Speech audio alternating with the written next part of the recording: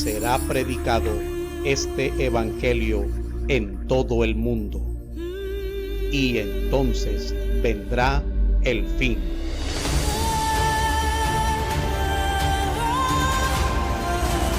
Iglesia Bíblica Pacto Eterno.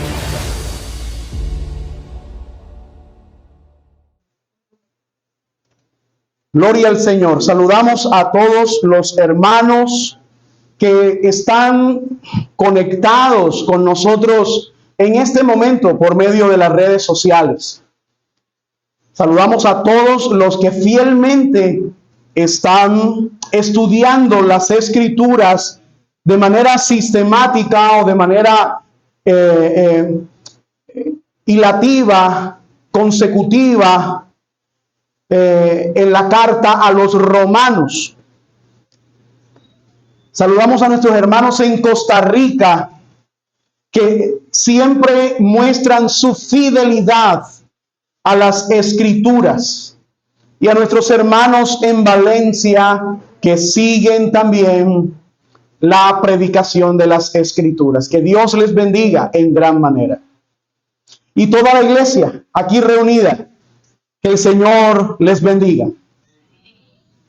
Vamos a irnos a Romanos capítulo 11 y vamos a leer los 10 primeros versículos. Voy a dar un espacio para que puedan ubicarse en la escritura. Romanos capítulo 11.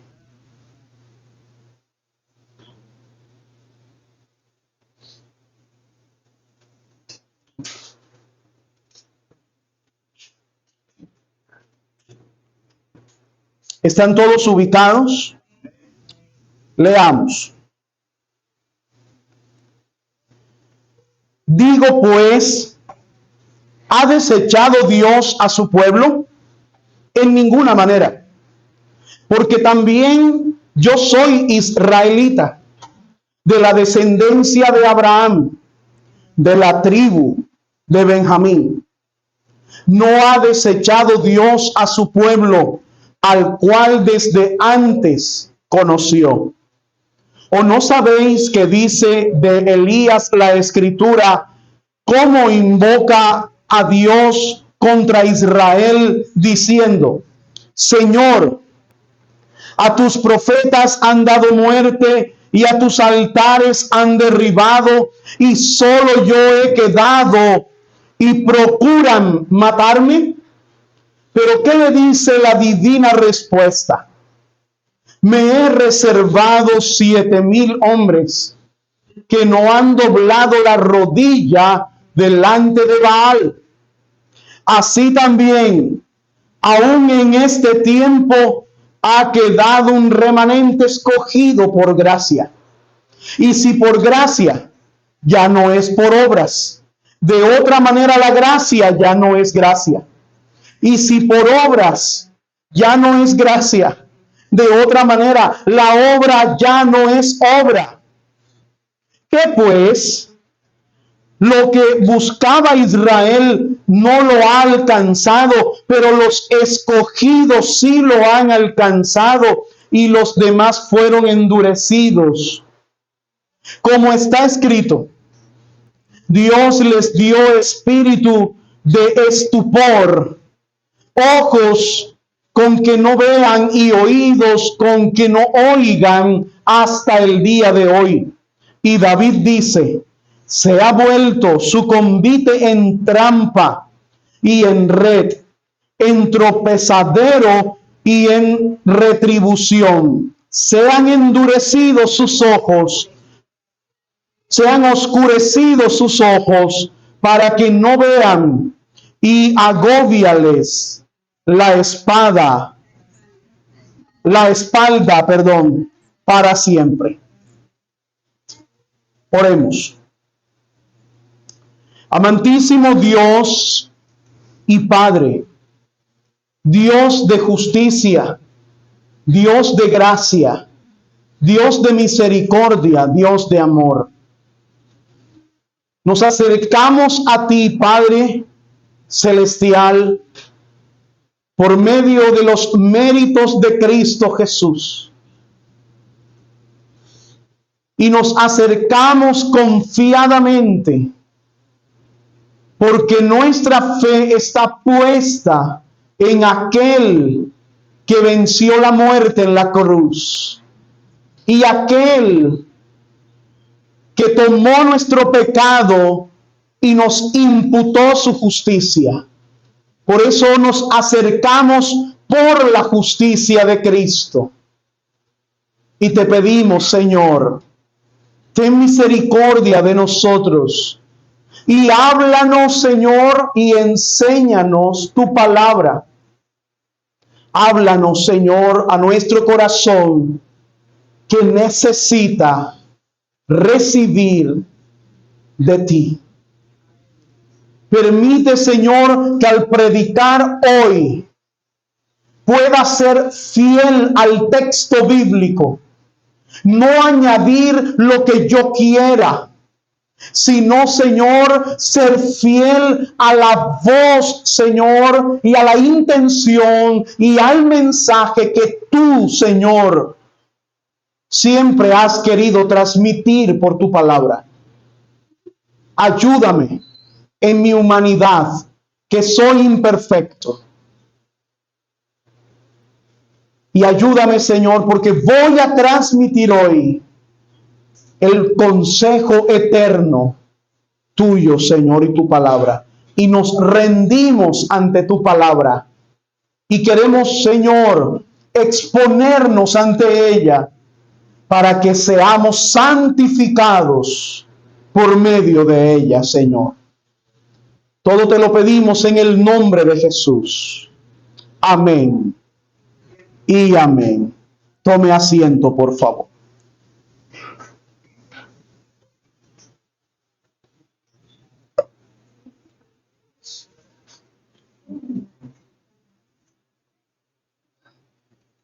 El título del mensaje de hoy es El remanente fiel. El remanente fiel.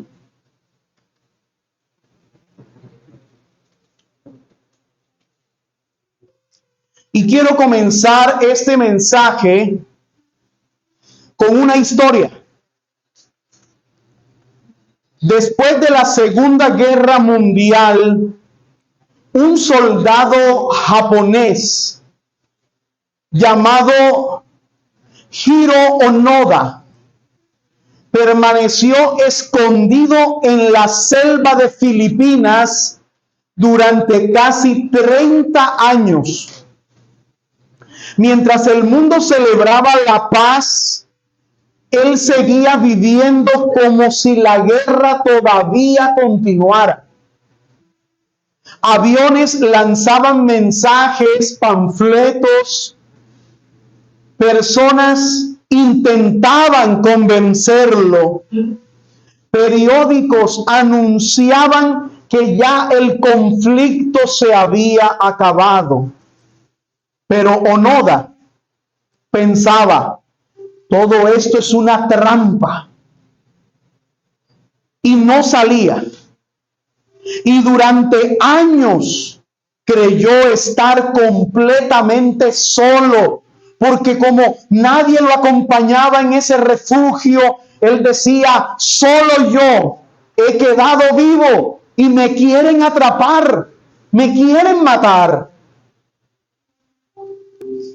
Pero finalmente en 1974 descubrió que sí existía un mundo afuera y que nunca había estado tan solo como él imaginaba.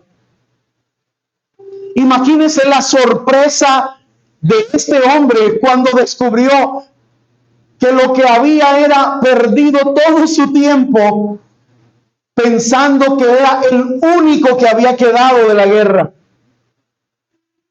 Y muchas veces los creyentes se sienten así. Miramos alrededor y vemos, por ejemplo, iglesias cerrando. Vemos la mundanalidad creciendo, incluso dentro de muchas iglesias. Falsas doctrinas predicadas, multiplicándose. Personas abandonando la fe. Y surge la pregunta: ¿todavía está obrando Dios en este tiempo donde se está multiplicando la maldad? ¿O solo yo soy el que estoy creyendo en Dios? ¿Seré solo yo el que pienso de esta manera? ¿Seré solo yo el cristiano? Y nos escandalizamos. Preguntamos, ¿será que todavía tiene Dios un pueblo fiel hoy en día? ¿O Dios ha abandonado las promesas de Él? Bueno, Romanos 11 responde con una de las declaraciones más consoladoras de toda la Biblia. Dios no ha desechado a su pueblo. No lo ha desechado. Pero para entender Romanos 11 tenemos que ver el contexto. Y Romanos 11 es la parte final donde Pablo está hablando acerca de el pueblo de Israel. Y el contexto es que en Romanos 9, Pablo enfatiza sobre la soberanía divina. La soberanía divina. Que Dios es el que escoge. Lo estudiamos en Romanos 9. ¿Se acuerdan? Toma el ejemplo de dos hermanos en el vientre. Eran pequeños, no habían nacido, no habían hecho ni bien ni mal. Pero dice la Biblia que para que quede claro la elección divina, el Señor a uno llamó, a Jacob, y al otro desechó, a Esaú. Eso es soberanía. Estudiamos también Romanos capítulo 10, donde habla que la responsabilidad dentro de la salvación, en los que se pierden, la responsabilidad es humana, es del hombre. ¿Por qué? Porque el hombre sigue y busca lo que su corazón perdido quiere y lo que su naturaleza desea. ¿Y qué es lo que su naturaleza desea y lo que su corazón quiere? El pecado. Pero ahora Romanos capítulo 11 va a responder una pregunta inevitable.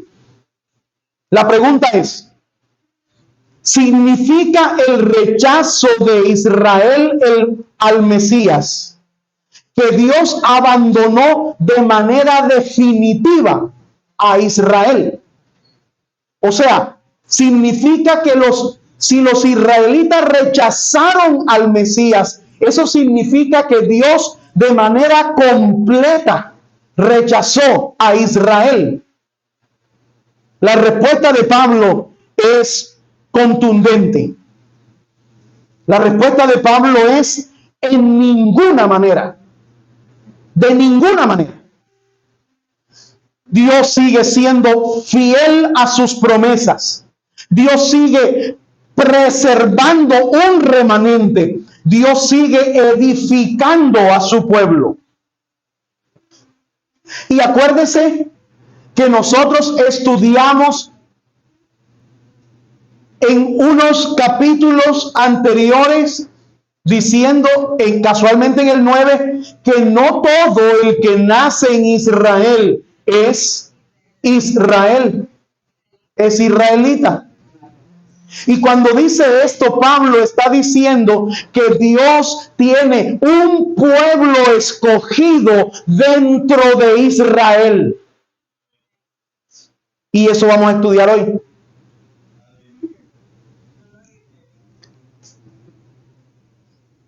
Que no se van a salvar los israelitas solo por ser israelitas, sino que hay un Israel que pertenece a la promesa, un Israel espiritual que está conformado por israelitas y por gentiles. Y esa es la iglesia del Señor. Ahora, lo primero que quiero tratar o que analicemos es, en este primer punto, es que Dios nunca abandona a los que ha conocido desde antes de la fundación del mundo, o sea, desde la eternidad. Vamos a leer nuevamente los versículos 1 y 2. Digo pues, ¿ha desechado Dios a su pueblo? En ninguna manera, porque también yo soy israelita, de la descendencia de Abraham, de la tribu de Benjamín. ¿No ha desechado Dios a su pueblo, al cual desde antes conoció? ¿O no sabéis que dice de Elías la Escritura, cómo invoca a Dios contra Israel diciendo? Solamente hasta allí. Vamos hoy a comprobar que Dios nunca abandona a los que Él ha conocido desde antes de la eternidad, o desde la eternidad más bien. Y aquí comienza diciendo, digo pues, ¿ha desechado Dios a su pueblo? La palabra desechado, que viene del griego apósato, que significa rechazar definitivamente o repudiar de manera completa. ¿Será que Dios ha desechado de manera completa y ha dicho no quiero a ninguno de Israel? Le he cortado toda la posibilidad y la salvación y las promesas que he dado a Israel. ¿Ha desechado Dios a Israel? Bueno, la respuesta de Pablo es megenoito, o sea, en griego eso es una exclamación que dice en ninguna manera, bajo ningún punto de vista. Es un no rotundo. No ha desechado Dios a su pueblo. Y aquí lo primero que tenemos que entender es quién es su pueblo. Porque si estamos pensando de manera étnica, vamos a creer que pueblo es aquel que nace en un territorio y que tiene la cédula del gobierno de ese territorio, o la ciudadanía terrenal de algo. Y vamos a creer que ese es pueblo. Pero cuando Dios dice pueblo, está aquí hablando de los que Él ha escogido de entre todas las naciones y los reunió en Cristo, y donde dice ya no existe ni judío, ni griego, ni esclavo, ni libre, ni hombre, ni mujer. Ahora, porque la pared que dividía ya se ha roto en Cristo, y ahora Dios ha conformado un solo pueblo de ambos pueblos. Por lo tanto, de toda tribu, de toda lengua y de toda nación, el Señor atraerá a su remanente escogido y los unirá. Y de ese pueblo estamos hablando, del pueblo de Dios escogido. Ahora, Pablo, como evidencia, dice aquí, bueno, no ha desechado completamente Dios a Israel. ¿Y saben por qué? Porque yo soy israelita. Y si yo soy israelita y Dios rechazó completamente a Israel, yo no fuera salvo. Pero me llamó.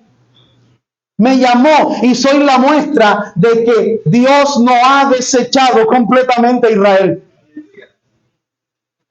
Y Él da esa evidencia. Entonces, si Dios hubiera rechazado a Israel, Pablo jamás hubiera sido salvo. Ahora, la Biblia aquí dice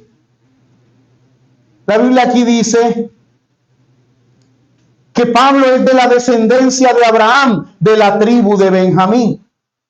Y dice, no ha desechado, versículo 2, no ha desechado Dios a su pueblo. Pero ¿cuál pueblo? ¿Cuál pueblo? Al cual desde antes que conoció. Y eso es importante. Al cual desde antes conoció. La palabra o el verbo conocer, en griego proginosko, que significa no simplemente conocer a alguien, sino que significa como a un conocimiento relacional o electivo. O sea, no significa conocer a alguien, distinguir a alguien, porque esa es la aplicación que le damos nosotros a conocer. ¿Tú conoces a fulano de tal? Sí, lo conozco. ¿Has hablado con él? No he hablado con él, pero lo conozco. Ese no es el sentido. El sentido de conocer aquí en la Escritura es un conocimiento relacional. De hecho, la Escritura comienza cuando cuando la primera pareja creada por Dios, dice, y conoció a Adán y a Eva y tuvieron un hijo. No fue conoció, no significa, mira, te la presento, hola, ¿cómo estás? Mi nombre es Adán. Ella, hola, mi nombre es Eva. No es ese conocimiento. Cuando dice la Escritura, y conoció a Adán y a Eva, quiere decir que se unieron en un solo ser. O sea, que fueron una sola carne. Que fueron una sola carne.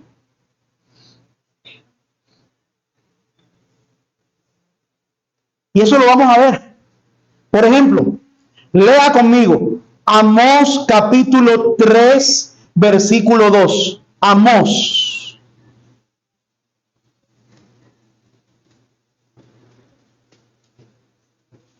Amós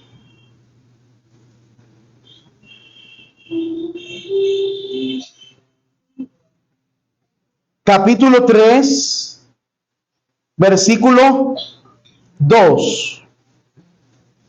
Amós capítulo 3, versículo 2. Dice, a vosotros, dice el Señor está hablando aquí, a vosotros solamente he conocido de todas las familias de la tierra.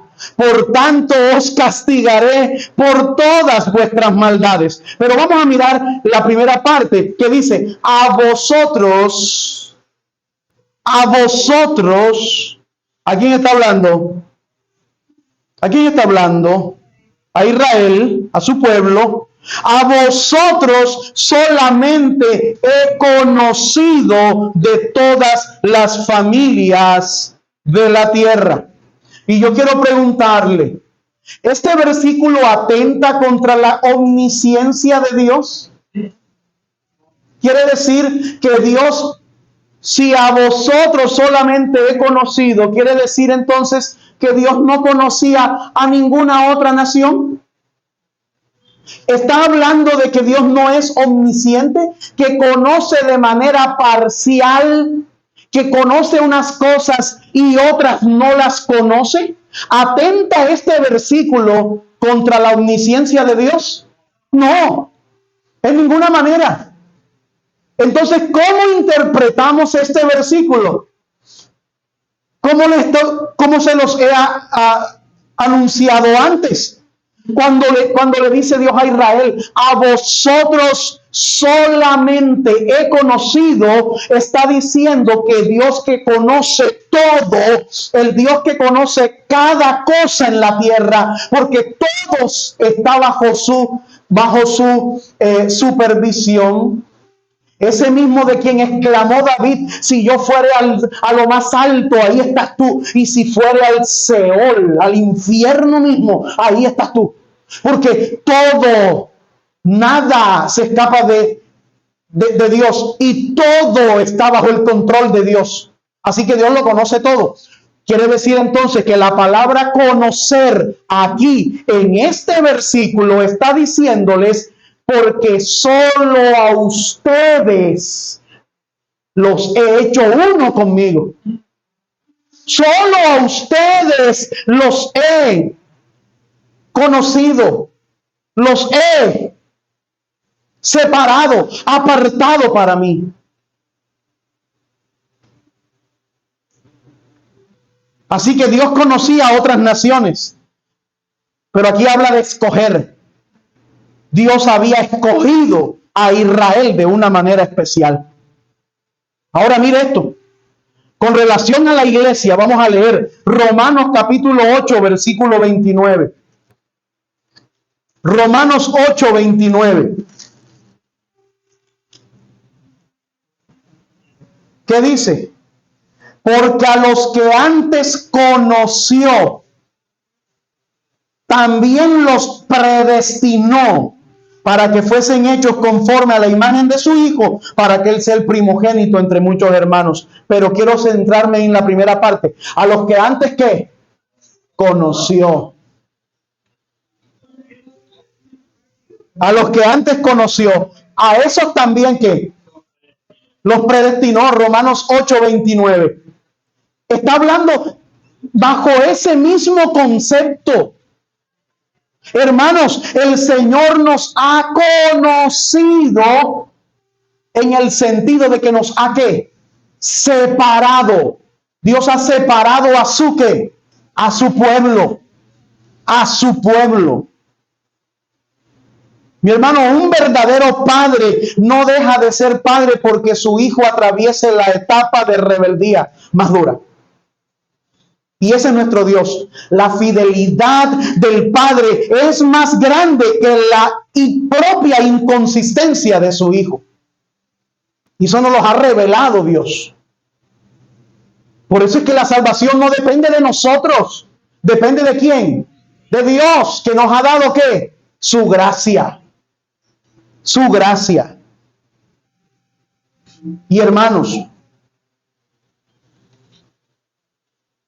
aplicativamente en este punto quiero decirles a todos, no se desanimen por orar por los suyos que están perdidos, que no conocen a Cristo. No se cansen de orar. A los padres no pierdan la esperanza por ver hijos alejados de Dios, porque el Señor es el que hace la obra. Y a la iglesia, mis hermanos, la fidelidad divina es más fuerte que toda la infidelidad humana. Entonces ya sabemos que Dios nos escogió y nos conoció. Cuando dice conocer, ya sabemos que es porque nos separó para Él. El segundo punto es, Dios siempre preserva un remanente fiel. Y por eso el título de este mensaje. Dios siempre preserva un remanente fiel. Vamos a ir a Romanos nuevamente, al capítulo 11, y vamos a leer ahora los versículos 2 al 5. ¿Por qué vamos a leer el 2 nuevamente? Bueno, porque la última parte del 2 es la introducción del versículo 3. Dice así: no ha desechado Dios a su pueblo, el cual desde antes conoció. ¿O no sabéis que dice de Elías la escritura cómo invoca a Dios contra Israel diciendo: Señor, a tus profetas han dado muerte y tus altares han derribado, y solo yo he quedado y procuran matarme. Pero ¿qué le dice la divina respuesta? Me he reservado 7,000 hombres que no han doblado la rodilla delante de Baal. Así también, aún en este tiempo, ha quedado un remanente escogido por gracia.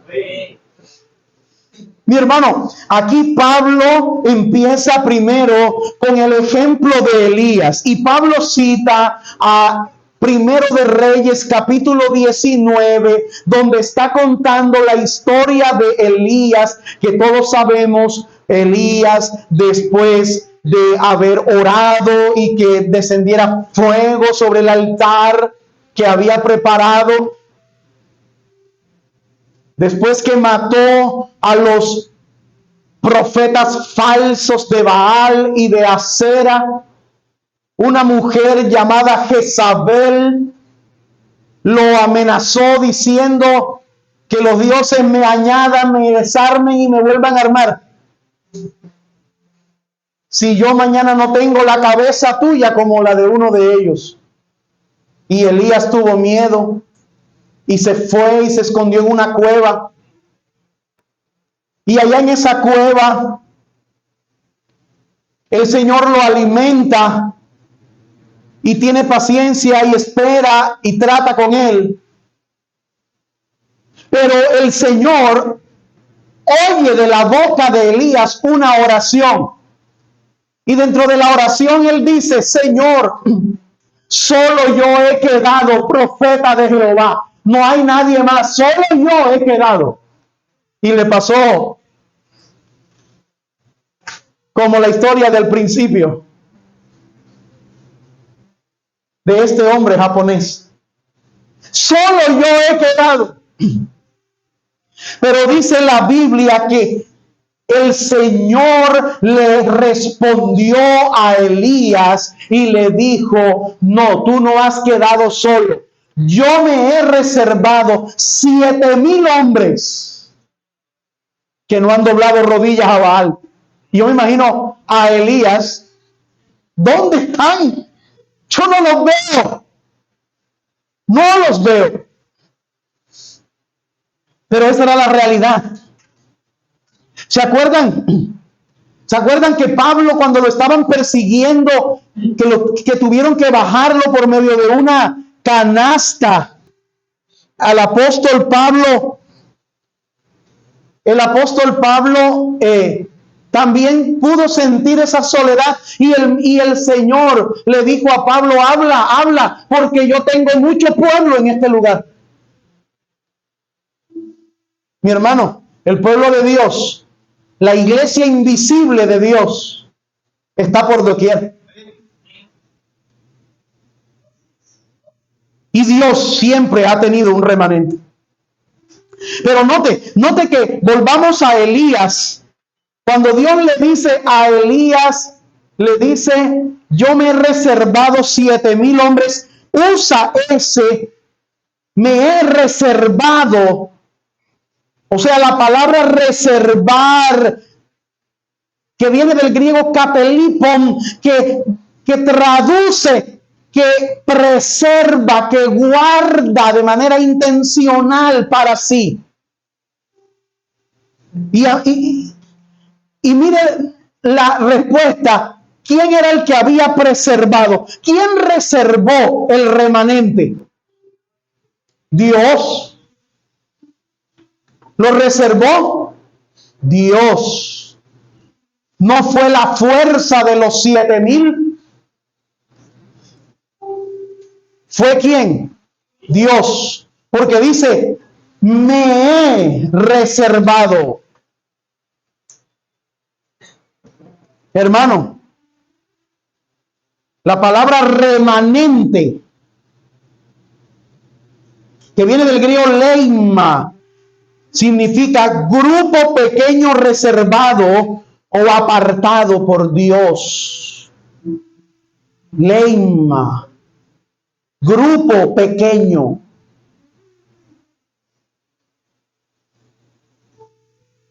Y dentro de eso tenemos que tener en claro, la Biblia no se equivoca en nada y toda ella es sabiduría. La Biblia nunca ha prometido que más son los que van a ir al cielo que los que se van a ir al infierno. La Biblia siempre ha dicho que más son los que se van a ir al infierno que los que van a ir al cielo. De hecho, la Escritura dice que existen dos caminos, un camino ancho y un camino angosto. Y el mismo Señor lo dijo. El camino ancho que lleva a la perdición y muchos son los que entran por él. Pero hay un camino angosto que lleva a la vida y pocos son los que lo hallan. Ahora, en tiempo de Elías, la adoración a Baal era la religión dominante. Hermano, y prácticamente parecía imposible que existieran creyentes fieles en tiempos de Elías. Sin embargo, Dios tenía 7,000.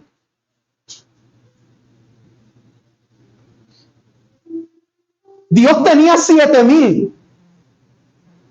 Pero a los ojos de Elías no veía ninguno. Hermano, las estrellas continúan brillando a pesar de que el nubarrón se ponga en medio y nos impida verlas. Tú miras y dices, ay, qué nube tan oscura. Esa es la realidad que tú ves para ti. Pero las estrellas siguen en el mismo lugar. Así que políticamente parecía imposible que existieran cristianos fieles. Sin embargo, Dios tenía 7,000, mi hermano. La iglesia verdadera sigue existiendo, aunque el mundo no la vea. Así que los que tienen soledad espiritual, mi hermano, tú no eres el único creyente. A los jóvenes que se dejan llevar por la mayoría, por el grupo mayoritario. Los jóvenes creen que donde está la mayoría, ahí deben estar. Bueno, no siempre la mayoría tiene la razón. Y en este caso es uno. Mi hermano, para la iglesia, para ustedes, para mí, Dios sigue preservando un pueblo en cada generación hasta que Cristo venga. Tengámoslo claro. Lo tercero es que la existencia del remanente demuestra que la salvación es por gracia. La existencia del ser remanente demuestra que la salvación es por gracia. Vamos a leer Romanos capítulo 5, versículo... Romanos capítulo 11, versículos 5 y 6. Y si por gracia, ya no es por obras. De otra manera, la gracia ya no es gracia. Y si por obras, ya no es gracia. De otra manera, la obra ya no es obra. ¿Qué pues? Lo que buscaba Israel no lo ha alcanzado, pero los escogidos sí lo han alcanzado. Y los demás fueron, ¿qué? Endurecidos. Hermano, el que no entiende la doctrina de la elección por gracia, con este versículo, mi hermano, créame, no lo va a entender, mi hermano, porque está claro. Mire esto. Aquí comienza Pablo diciendo que es por gracia. Que es por gracia. Y esa palabra, elección por gracia, o ekloge charitos en griego, Elección por gracia, elección no por mérito, no porque uno ve y dice, me gusta este. Cuando tú vas a escoger algo, tú no lo escoges por gracia. Mi hermano, tú vas al supermercado y tú cuando vas a escoger tomates, ¿tú qué haces? Tú escoges, o usted coge el más arrugado que parece una maracuyá. No, usted ve y dice el que se ve más bonito y dice, uy, este está lindo, y lo escoge. Y ve y dice, voy a escoger el queso. Dice, ¿qué tal el queso? No, eso está bueno. Vamos, damos una pruebita para ver cómo es. Porque usted quiere saber para escogerlo. Le cortan el pedacito y lo comió. No, está bien de sal. Dame 1 libra, dame 2 libras. Lo escogió, ¿por qué? Porque lo vio que estaba, ¿qué? Bueno, aceptable. Dios no nos escogió así, mirándonos a nosotros y diciendo, no, a este no, este es malísimo, pero esta sí está, tiene un corazón hermoso, lindo, qué bello ese corazón tiene fulanita, venga, la escojo. Si usted cree que Dios lo escogió así, está equivocado.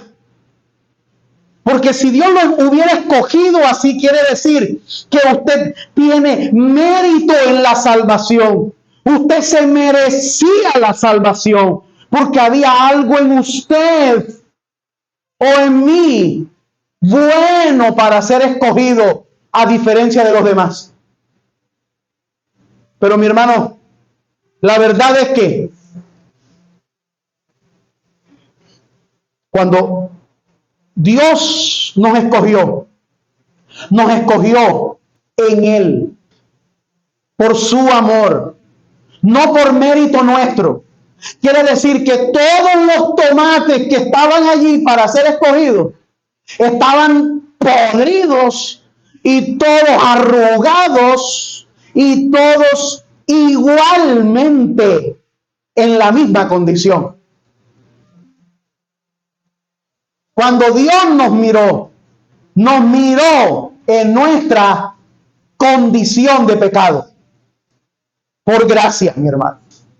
Mi hermano, la gracia excluye el mérito. Pablo presenta aquí una síntesis absoluta. Si es por gracia, ya no es por obra. Así sencillo. Si es por gracia, ya no es por obra. Mire lo que dice la Escritura. Efesios capítulo 2, versículos 8 y 9. Efesios 2, 8 y 9. Efesios 2, 8 y 9. Porque por gracia sois salvos por medio de la fe. Y esto no de vosotros, pues es don de ¿quién? De Dios. No por obras, para que nadie se gloríe. Si el tomate hablara cuando usted está en el supermercado y está ese tomate bonito, a diferencia de otro que está ya arrugado y lo escogen, mientras se lo van llevando, ¿qué le diría ese tomate al otro? ¿Qué cara le pondría? Una cara como de, ¿sí vio? Que yo soy el más lindo, el más hermoso, no como otros que están arrugados, viejos, podridos. No, note que fue la misma actitud de ese tomate que le acabo de decir, es la misma actitud del fariseo que tanto odia al Señor. Cuando se acercó el fariseo y oraba, no decía el fariseo mirando al publicano. No lo miró diciendo, Señor, gracias porque yo no soy. Él se vio como un tomate lindo. Gracias, Señor, porque yo no soy como este fariseo. Como este publicano, perdón. Gracias que yo no soy como este publicano. Yo diezmo de todo lo que gano. Obras. oro 3 veces al día, ayuno. Gracias, porque yo sí soy hermoso, no como ese publicano. Nótese, note, este creía en obras. Ese publicano, ese fariseo creía en obras, pero ese publicano necesitaba y fue visto. ¿Por qué? Por gracia. Ahora, Tito capítulo 3, versículo 5. Tito capítulo 3, versículo 5.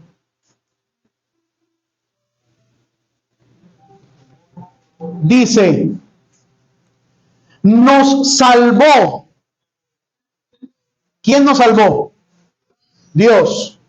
No por obras de justicia que nosotros hubiéramos hecho, sino por su misericordia, por el lavamiento de la regeneración y por la renovación en el Espíritu. Mi hermano, eso es hermoso, mi hermano. Es hermoso. La lógica de Pablo aquí, ¿sabes cuál es?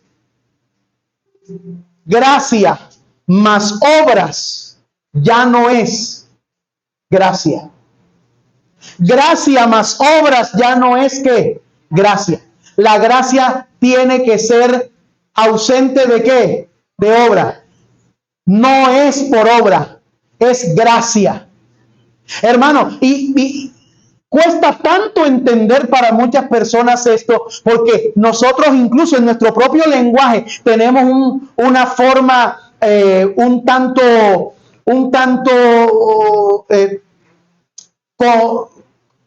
una costumbre que atentamos contra el significado de gracia. Por ejemplo, hay alguien que dice, oye, me encontré esto. Allá vale tanto y este me lo dio por tanto. Esto es un regalo. ¿Tú pagaste? Sí. Entonces no es un regalo.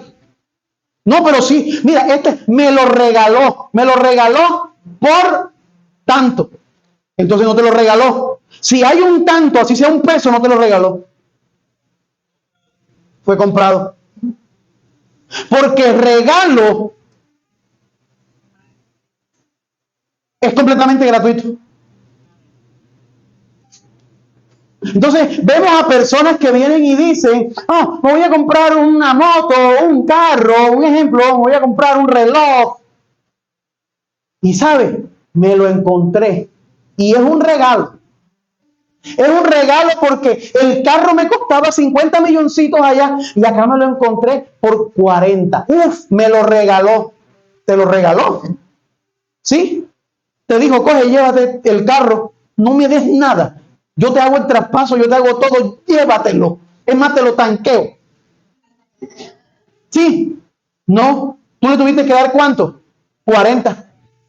Y así en otro lugar o de manera normal o habitual o general, ese carro cueste 50 millones, así tú lo hayas comprado más barato, si lo hayas comprado por 40, por 30, por 10, así lo haya comprado por 10,000 pesos. Si te reciben los 10,000, ya no es gracia, es obra. Es un intercambio. Pues Pablo dice, la gracia toda viene de Dios. La salvación toda viene de Dios. Es un regalo inmerecido completamente. Hermano, esto nos lleva a nosotros a no vivir de manera jactanciosa, a saber que toda jactancia queda, todo orgullo queda ¿qué? Excluido. Hermano, cristiano orgulloso creo que no ha entendido la salvación. Y el que no haya entendido la salvación, ya no le voy a decir cristiano orgulloso, sino cristiano dudoso. Porque ¿cómo puede ser cristiano sin entender la salvación? Mi hermano, ¿cómo recibes a Cristo si no sabes que toda la salvación viene por recibirle a Él. Hermano, descansa en la soberanía divina, mi hermano, y debemos vivir agradecidos. Último punto, y es: el rechazo del evangelio produce endurecimiento judicial. Versículos 7 al 10. ¿Qué pues? Lo que buscaba Israel no lo ha alcanzado, pero los escogidos sí lo han alcanzado. Y quiero que se graben esa palabra allí, porque esto es importantísimo. Los escogidos sí lo han alcanzado, y los demás fueron endurecidos. Como está escrito, Dios les dio espíritu de estupor, ojos con que no vean y oídos con que no oigan hasta el día de hoy. Y David dice: sea vuelto su convite en trampa y en red, en tropezadero y en retribución. Sean oscurecidos sus ojos para que no vean, y agóbiales la espalda para siempre. Aquí comienza diciendo Pablo en el versículo 7, continúa diciendo que pues lo que buscaba Israel, ¿qué era lo que buscaba Israel?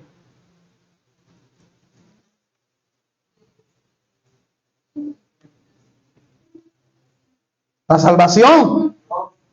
La salvación, pero ellos lo buscaban por obra y no lo alcanzaron. Entonces, ¿qué pues? Entonces, lo que buscaba Israel no lo ha alcanzado.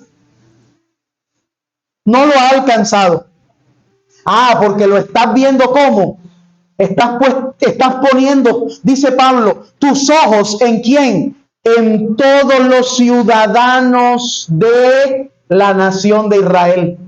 Pero si vieras dentro de ese Israel que hay un remanente escogido. Por eso es que dice aquí la escritura, ¿cómo? Pero los que, los escogidos, sí lo han alcanzado. Note ahí, note eso, importante.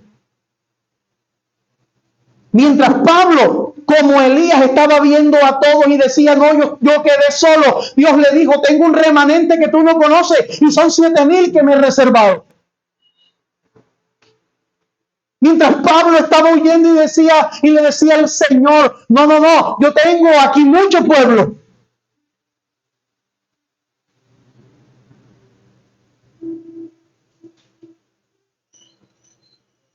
Mi hermano,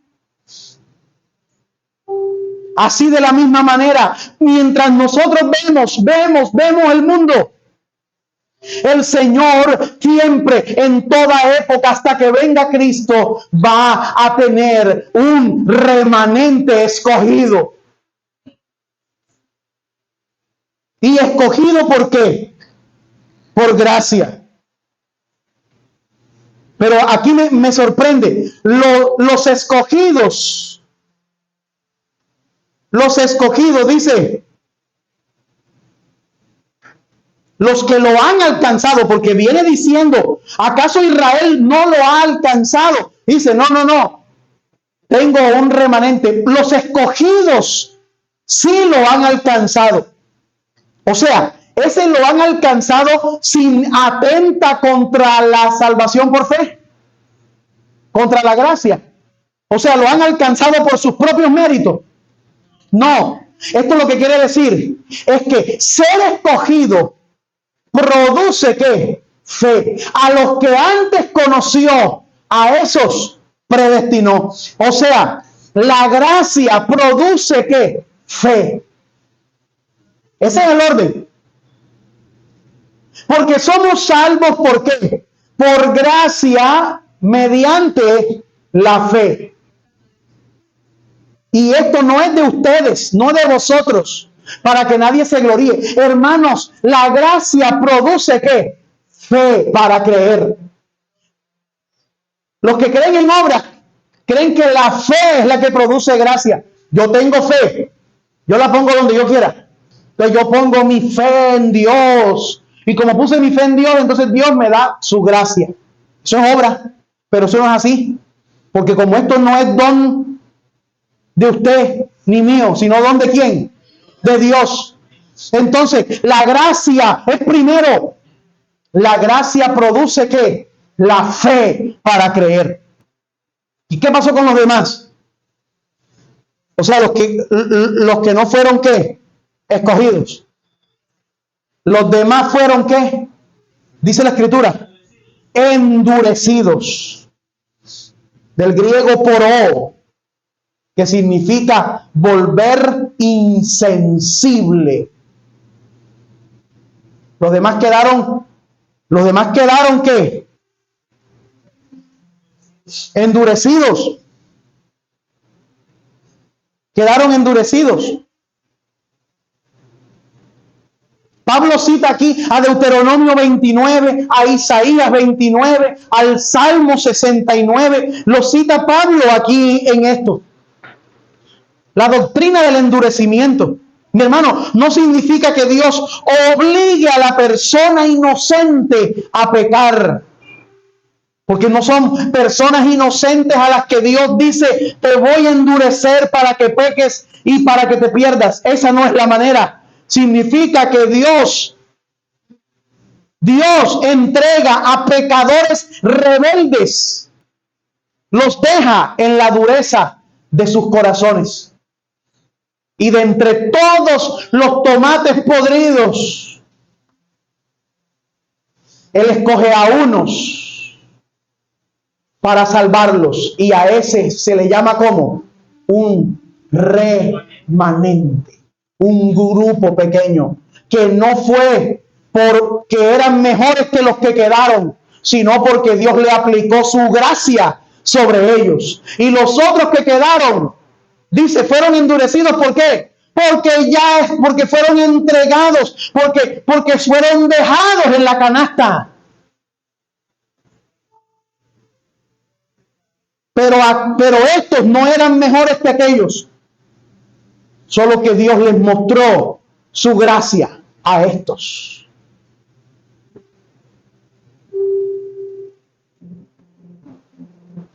Esa palabra Dios los entregó, como dice Romanos 1:24. Romanos 1:24 dice, por lo cual también Dios los entregó a la inmundicia en las concupiscencias de sus corazones, de modo que deshonraron entre sí sus propios cuerpos. Mi hermano, aquí está hablando de quién, del ser humano. O sea, los dejó en la dureza de sus corazones. Y aquí puedo decir, hermano, el sol, el mismo sol que derrite la cera, endurece el barro. El mismo. La diferencia no está en el sol. Está en la naturaleza del material. Y hermano, por eso es que Dios nos muda, nos cambia, para que aquello que antes amábamos, que era el pecado, ahora lo que lo odiemos, lo aborrezcamos. Y aquello que antes odiábamos, que era ¿quién? A Dios. Ahora que lo amemos. Mire, desde pequeñito usted puede ver eso. Ponga a sus hijos. ¿Qué le gusta más a sus hijos? Vamos a la iglesia. Ay, le ponen cara. Vamos, siéntese, escucha al pastor, escucha el mensaje. Ay, no le da, pero dígale, vamos a comer helado. Ay, ahí está, puntual. Entréguele una tablet. Entréguele una tablet e instálele Instagram para que vea usted. Ay, la sonrisota. ¡Ay, qué lindo, hermoso! Y se la pasan todo el día. ¡Fum! ¡Fum! ¡Fum! Y ja, ja, ja, ja, ¡fum! ¡Ja, ja, ja, ja, ja! ¡Fum! Y se puede pasar 10, 11, 1, ni almuerzan. Es más, ¿qué es el almuerzo? No conocen qué es almuerzo. No tienen estómago, se les olvida. se la podían pasar todo el día allí. ¿No ha visto usted cuando se va la luz y se va el internet? ¿Cuál es la frase que redunda en los hogares apenas se va la luz y se va el internet? Papi, estoy aburrido. Automáticamente. ¿Por qué? Porque lo que les dice, lo que les da alegría es estar allí, en eso que les complace. Eso es lo que habla, ¿sabe qué es?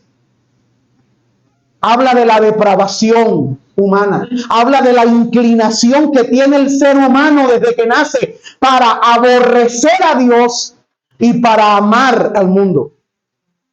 Pero cuando Dios cambia nuestra naturaleza, ¿ahora qué? Hacemos todo lo contrario. Entonces el mundo se queda como extrañado. Oye, ven acá, en serio, no vaya a la parrandita, no va a ir. Tan buena que va a estar, seguro. No, si tú eres el primero, muchacho. No, es que, oye, ¿y para dónde va? ¿Para otra parranda más buena? Y dice, no, voy para la iglesia. ¿Qué? Explícame. ¿Cómo tú puedes escoger la iglesia? Si acá el pachangón va a estar bueno. Dice, ya no quiero, ya no me gusta. Y así, personas que empezamos a ver, empezamos a ser transformados, porque aquello que antes amábamos, donde nos inclinaba a ir, donde íbamos con pasión, ahora ya lo aborrecemos. Eso es producto de que Dios ha cambiado nuestra vida y nos está santificando. Termino. Hermanos, debemos liderar nuestros hogares confiando en la fidelidad de Dios. Debemos descansar en la gracia de Dios en cada etapa de nuestra vida. No dejar de orar por nuestros hijos. No medir el éxito espiritual por popularidad o por números. Recordar que Dios sigue obrando aún en los tiempos donde todo parezca más difícil. Cristo, esto es importante. Recuerda, iglesia, Cristo sigue edificando y teniendo una iglesia. Y quiero decirle esto claramente. Y esto le va a producir un revoltijo a los escogidos. Hermano, dentro del mundo, Dios tiene una iglesia. Dentro de todos los tiempos, Dios ha tenido una iglesia. Y así como dentro de Israel, Dios tenía un Israel, o sea, un pueblo escogido. Dentro de la iglesia local, que somos la iglesia visible, hay una iglesia que invisible. Y no todo el que asiste a la iglesia visible se va para el cielo, ni es remanente. Y por eso tenemos que evaluarnos, examinarnos siempre. Porque si somos de los que, si voy a la iglesia o no voy, si escucho el mensaje de Dios o no lo escucho, si hoy vengo y vuelvo a venir dentro del otro año bisiesto, si tienen que pasarme carta de invitación para que yo venga, si yo no soy el que busco con hambre y entiendo que pertenezco al cuerpo de Cristo, entonces tengo que revisarme. Porque así como Dios dentro de Israel tenía un remanente, dentro de la iglesia que conocemos, tiene un remanente. Ojalá podamos decir por la fe, yo hago parte de ese remanente. Yo sé que mi Redentor vive.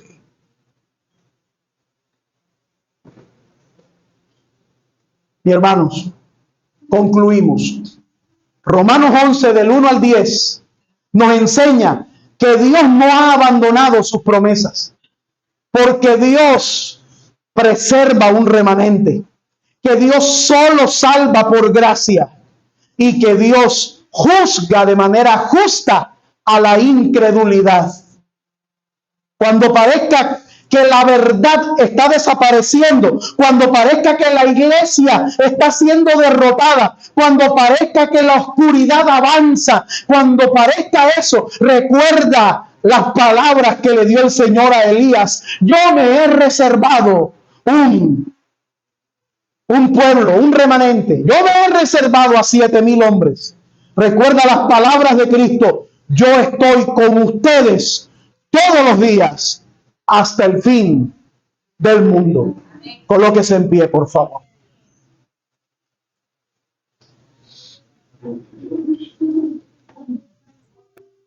Oremos. Padre Celestial, nos acercamos a ti por medio de Jesucristo, tu Hijo, Señor y Dios. Gracias porque tu fidelidad jamás falla. Cuando nuestra fe es débil, Señor, tú permaneces fiel.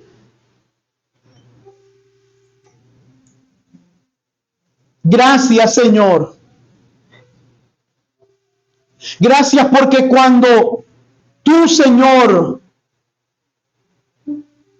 viste a que Pedro iba a ser estremecido, nos dejaste una gran lección por medio de lo que le dijiste a él.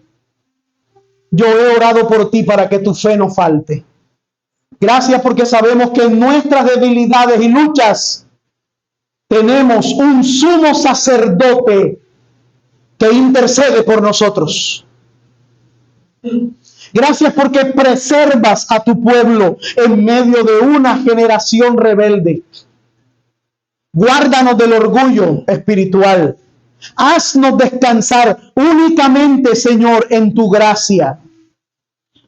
Fortalece, Señor, a esta congregación, a tu iglesia local y a cada iglesia, Señor, donde se predica la correcta doctrina y la palabra fiel. Para que permanezcan, Señor, o permanezcamos firmes en la verdad, aun cuando el mundo se oponga. Y permite que seamos parte de ese remanente fiel que vive para la gloria de Cristo. En el nombre de nuestro Señor Jesucristo te lo pedimos. Amén, Señor. Y amén.